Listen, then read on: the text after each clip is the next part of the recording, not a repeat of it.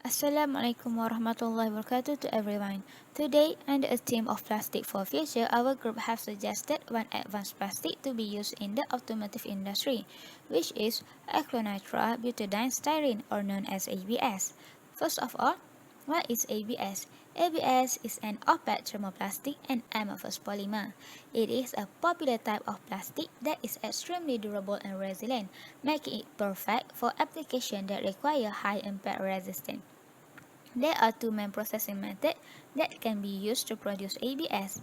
The first method is mass polymerization. What is mass polymerization? Mass polymerization is a continuous process that uses few additives, resulting in clean, pure ABS material with high consistency.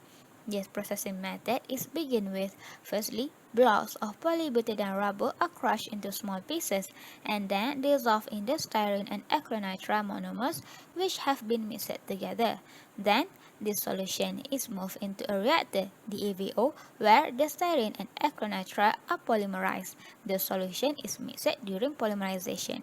After that, the shear force created by this mixing reduces the size of the rubber particle through pelletizer. The mixing is performed very carefully so that the rubber particle size can be closely controlled as it has a lot of impact on the properties of the final product. At the end, the residual monomer is removed and then fed back into the beginning of the process. The second processing method is emulsion polymerization.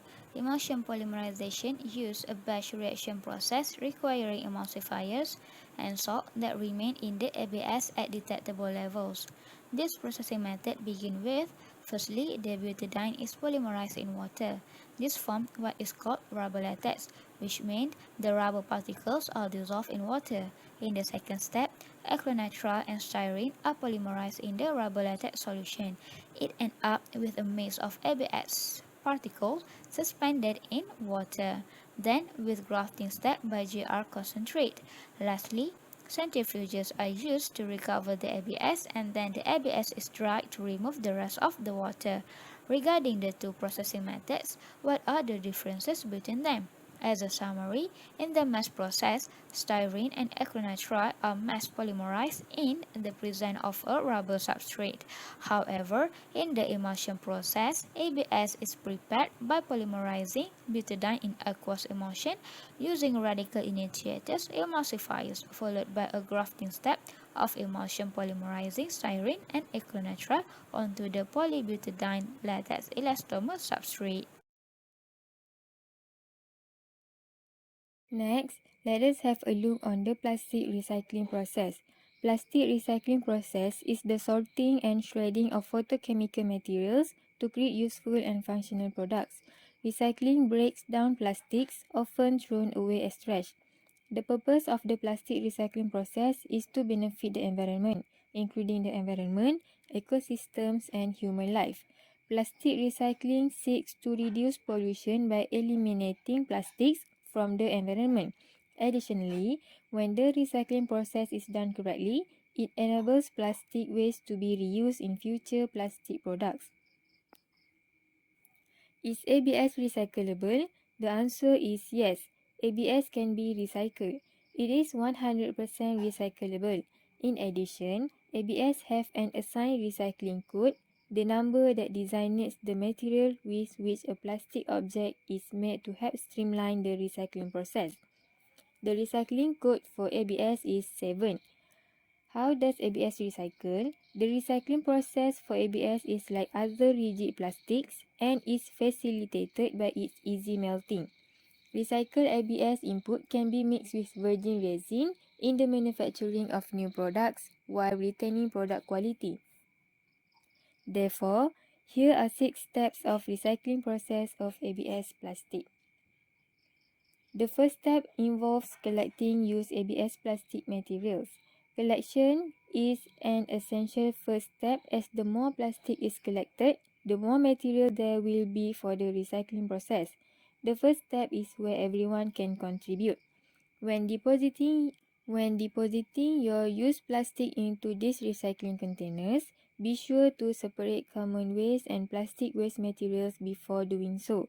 Second step is sorting. Plastic comes in different types, so the sorting facility will first need to separate them. They often categorize the plastic by color or thickness. Sorting is usually done by machine, primarily located at the recycling location to increase efficiency and scale. However, in many smaller communities, plastic sorting is done by hand, often driven by volunteers. Sorting is vital as it identifies the waste materials and the correct processes to recycle the plastics. Most recycling machines can only recycle one type of plastic at a time. Manual picking, ballistic separation, or magnetic separation are used to separate the plastic for further processing. Third step is washing. The whole recycling process is more effective when the plastic is rinsed before it becomes dry. The facility will then pass the plastic through several washing methods depending on the level of contamination. Recyclers use friction washers because they are cost effective and require less labor. The washer either utilize kinetic energy or heat to eliminate contaminants. The rotary washer is another notable option to wash plastic of contaminants. Rotary washers are used as pre-washers, but this depends on the degree of contamination in the plastics. Next step is shredding. After washing, the plastic is fed into shredders. Shredders plays an essential role in waste management by reducing the size and recouping waste plastic. At this point, the shredder breaks down the plastic into tiny pieces. The shredded plastic is essential in the next stage. In addition, smaller pieces of plastic can be crucial in other applications. Shredding plastic allows any impurities to be found and removed. For instance, recyclers can remove metal after breaking down the plastics. Any leftover metal is then removed using a metal detector or magnet. In addition, resizing makes it easier to transport and process the final product. Fifth step is identification of plastic. At this stage, the plastic is tested before its class. Plastics are separated based on density.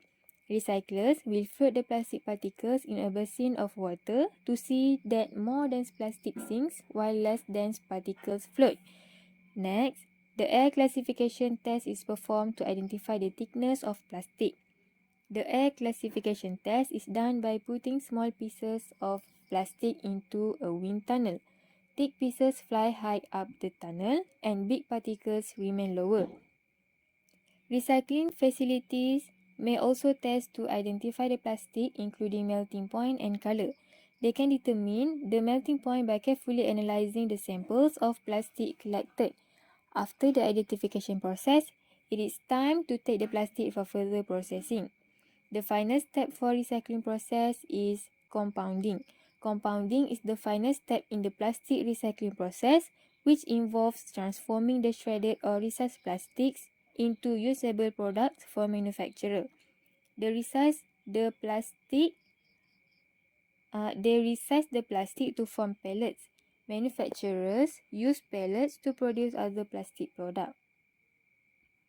In a nutshell, recycling plastic is quite important because plastic waste causes many problems including but not limited to animal fatalities, pollution and health concerns. Plastic recycling is vital in extending the lives of landfill sites. Recycling also reduces pollutants and irritants in the environment. Furthermore, producing products through recycling saves energy more than manufacturing, as well as reducing the negative impacts of non-biodegradable materials on the environment. Recycling plastic is less time-consuming and cheaper than manufacturing new materials. The process also aids in the cleanliness and safety of the environment in part by reducing fossil fuel usage, as plastic is made from crude oil, as well as plastic recycling creates employment opportunities and added revenue for businesses and government agencies. That's all from us. Thank you.